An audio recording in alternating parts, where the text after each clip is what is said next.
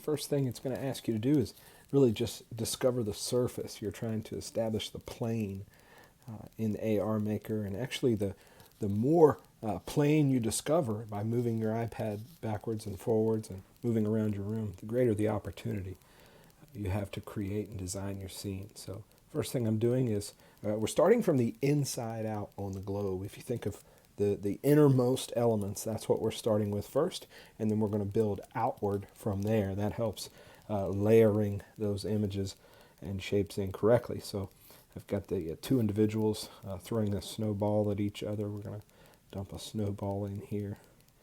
Now, AR Maker, when you're placing these elements, you can pinch to zoom, and that does some adjustments, but you also see the up and down arrows under the place button on the right. Those will also, if I tap that, I could tilt my screen forward and backward, and that would raise and lower the element on screen. So I believe now we're ready for some of those snowy images, and I'm going to put those in a globe. I'm going to zoom in, try to fill the screen with the shapes on screen. And what I'm going to do now is place that globe-like element in the scene and then animate it. I'm going to show you how to animate those in just a moment. So we're going to get that placed kind of right in the center, hopefully, of the scene I have at the bottom. And I could add more images to this scene, by the way. I could have had a Christmas tree or a little cabin or say a number of things inside of the scene. Yeah, there's the animate button. So once you place the element, you tap on it in the bottom corner of the screen, and that's going to open up the animations. And then there's a slider. This is actually animating a little fast for me. I wish I had dialed that back a little bit, but I got one going like clockwise. I can animate counterclockwise. Yeah, you see there I dialed that back to a 2 there. It slows the animation a little bit. I'm going to do one more just to kind of add some diversity inside the globe. You know, if you actually shook a globe, some would be moving slow, some would be moving fast.